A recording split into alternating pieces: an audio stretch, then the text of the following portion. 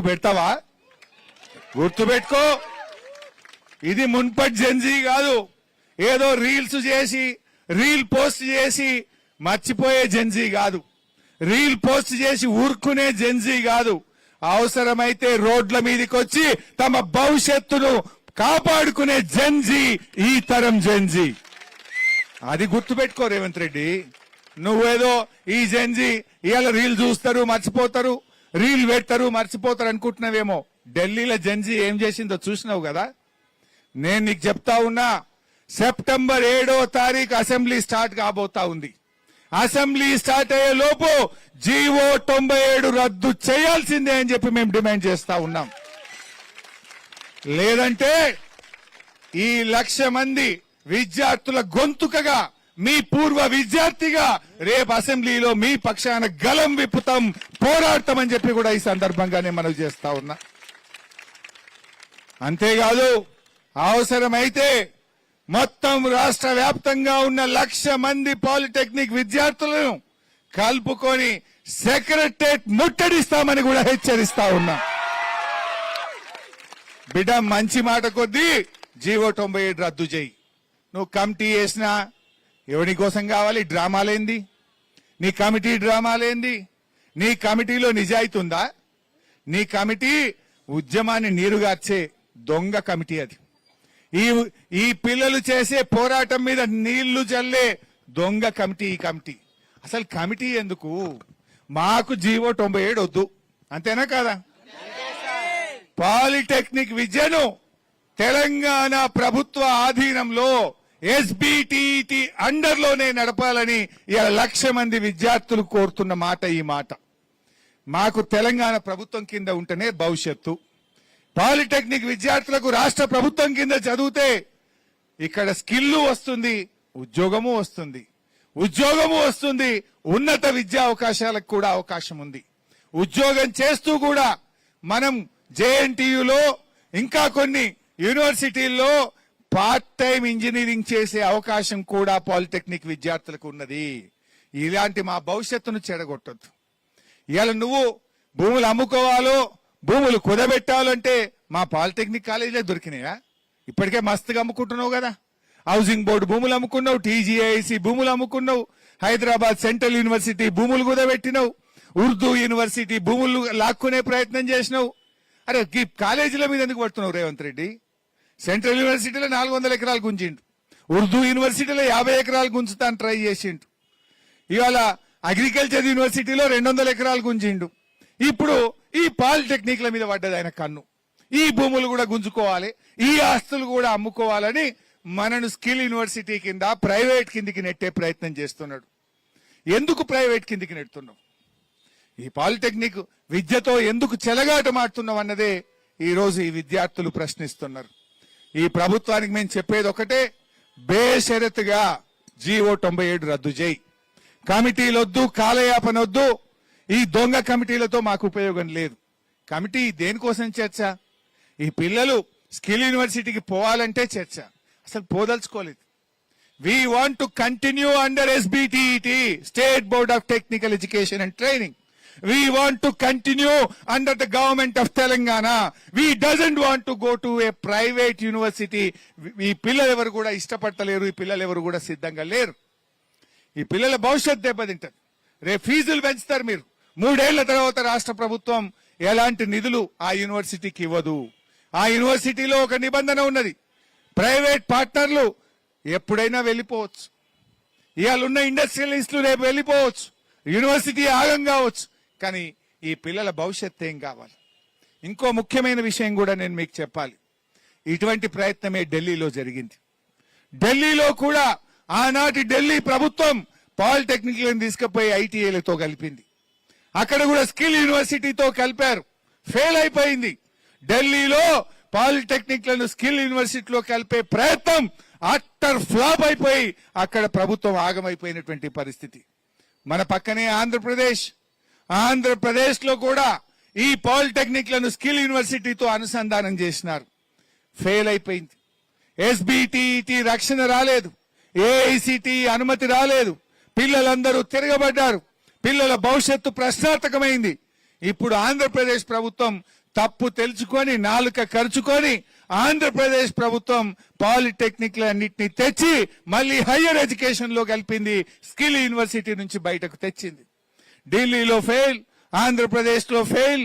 మరి ఫెయిల్ అయిన ఈ విధానాన్ని తెలంగాణలో ఎందుకు తెస్తున్నారు అని నేను అడుగుతా ఉన్నా.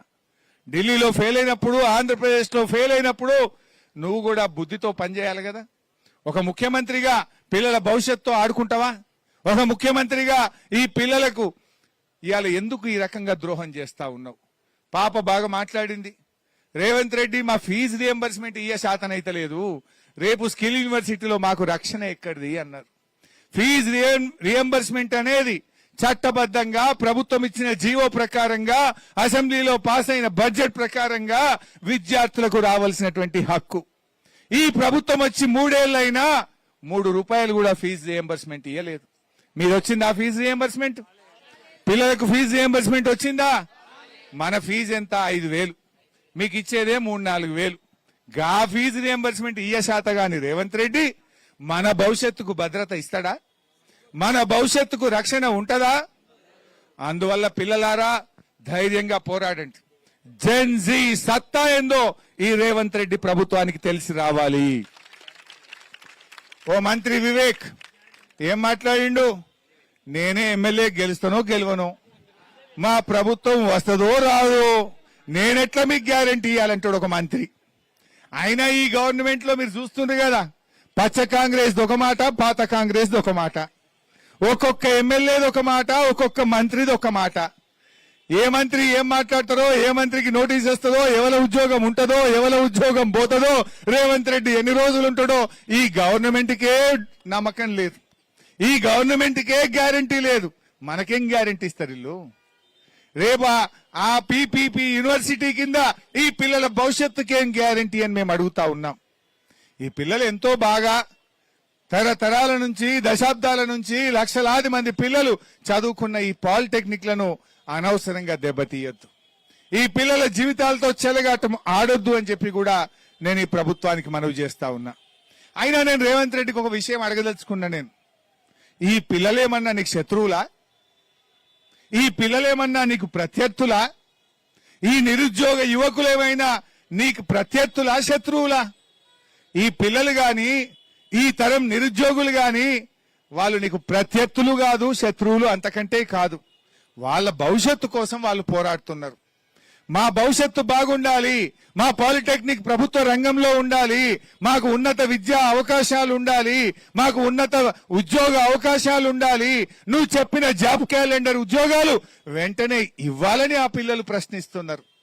ప్రశ్నిస్తే ఆ పోలీసుల మీద, ఆ పిల్లల మీద పోలీసులు నుచ్చుగొల్పుతావా? లాఠీలతో ఉద్యమాలను ఆపుతావా? పోలీసులను అడ్డం పెట్టి గొంతు నొక్కే ప్రయత్నం చేస్తావా? ఒక్కటి గుర్తుపెట్టుకో, పోలీసులు బ్యారికేడ్ లో, లాఠీలో ఉద్యమాల్ని ఆపలేవు. ఉద్యమాలు మరింత తీవ్రమైతే అని చెప్పి నేను నిన్ను హెచ్చరిస్తా ఉన్నా. నీకు ఉద్యమాలు తెలివే రేవంత్ రెడ్డి. నువ్వెన్నడు జై తెలంగాణ అనలే, నువ్వెన్నడు తెలంగాణలో ఉద్యమం చేయలే. నీకు పోరాటం తెలియదు, నీకు ఉద్యమం అంతకంటే తెలియదు. ఉద్యమాలేందో పోరాటాలేందో మేము చేసినోళ్ళం. పోరాటాల్లో దెబ్బలు తిన్నోళ్ళం, జైళ్లలో పడ్డోళ్ళం, లాఠీ దెబ్బలు చూసినోళ్ళం, మిలియన్ మార్చిలో, సాగర హారంలో ఎన్నో పోరాటాలు చేసినాం. కానీ ఈ పిల్లలు, ఈ తరం యువత మున్పటి లెక్క ఫోన్లు చేసుడు లేదు, మున్పటి లెక్క మెసేజ్లు పెట్టుడు లేదు, కాలేజీలు బైకాట్ చేసుడు లేదు. ఒక్క మెసేజ్, ఒక్క ఇన్స్టాగ్రామ్ లో ఒక్క వీడియో ఇస్తే 1,00,000 మంది విద్యార్థులు పొద్దున్న లేచే వరకు సెక్రటరియట్ ముట్టడిస్తారు. జాగ్రత్త రేవంత్ రెడ్డి. నీ దొంగ కమిటీలతోనో, నీ జూటా మాటలతోనో పిల్లలతో ఆడుకోకు. చర్చలొద్దు, పట్టింపులొద్దు, బేషిజాలొద్దు. ఈ పిల్లల్ని ఇంకా ఉద్యమం ఉధృతం కాకముందే నీ కమిటీని రద్దు చేసుకో. పాత పద్ధతిలో ఈ పాలిటెక్నిక్లను కొనసాగించాలని కోరుతా ఉన్నాం. ఇప్పుడు పాలిటెక్నిక్ కాలేజీల్లో లెక్చరర్లు ఉన్నారు. ఒక్కొక్కరు పిహెచ్డి, ఎంటెక్, బీటెక్ ఉన్నత విద్యా అవకాశాలు ఉన్న వాళ్ళు ఇక్కడ ప్రొఫెసర్లుగా, లెక్చరర్లుగా ఇక్కడ పనిచేస్తా ఉన్నారు. ఏఐసిటి స్కేల్ వస్తున్నాయి. నువ్వు తీసుకుపోయి అలా కలుపుతా అంటున్నావు స్కిల్ యూనివర్సిటీలో. అక్కడ పర్మనెంట్ లెక్చరర్లే లేరు, which is a private organisation. మరి ఈ లెక్చరర్ల భవిష్యత్ ఏంది? ఇక్కడ పనిచేసేటువంటి ల్యాబ్ అసిస్టెంట్లో, జూనియర్ అసిస్టెంట్లో, నాన్ టెక్నికల్ స్టాఫో, నాన్ టీచింగ్ స్టాఫో వాళ్ళ భవిష్యత్తు ఏంది? వాళ్ళకేం భద్రత ఇస్తావు? ఇక్కడ పనిచేసే ఉద్యోగులకు భద్రత లేదు, ఇక్కడ చదువుకునే పిల్లల భవిష్యత్తుకు భద్రత లేదు. అందువల్ల రేపు ఫీజులు పెరిగే అవకాశం ఉంటుంది, మనకు లాటరల్ ఎంట్రీ అవకాశం కోల్పోతాం, ఉన్నత విద్యా అవకాశాలు కోల్పోతాం. రేవంత్ రెడ్డికి మెంటల్ బ్లాక్ పట్టుకున్నది. వైట్ కాలర్ జాబులు లేవు, కేవలం బ్లూ కాలర్ జాబులని మాట్లాడుతున్నాడు. అంటే మా పాలిటెక్నిక్ విద్యార్థులను బ్లూ కాలర్ జాబుల వైపు నెట్ట తెలుసుకున్నావా? మా పిల్లలు ఉన్నత అవకాశాలు వద్దా? ఈ పిల్లలు ఇంజనీర్లుగా రేపు ఉన్నతమైనటువంటి అవకాశాలు పొందొద్దా? ప్రభుత్వ ఉద్యోగాలు పొందొద్దా? రేపు ఏఐసిటి అప్రూవల్ ఉండి రాష్ట్ర ప్రభుత్వ పాలిటెక్నిక్ లో చదివితే దానికి ఉండే గౌరవం ఏంది? ఒక ప్రైవేట్ పీపీపీ యూనివర్సిటీ పట్టాకుండే గౌరవం ఏంది? ఒక జాతీయ అంతర్జాతీయంగా గాని, మిగతా రాష్ట్రాల్లో గాని, కేంద్రంలో ఉండే అవకాశాలు గాని, ప్రపంచ దేశాల్లో ఉండే అవకాశాలు గాని ఇవాళ ఎస్బిటిఈటి కింద పాలిటెక్నిక్ పిల్లలు, ప్రభుత్వం కింద చదివే పిల్లలకు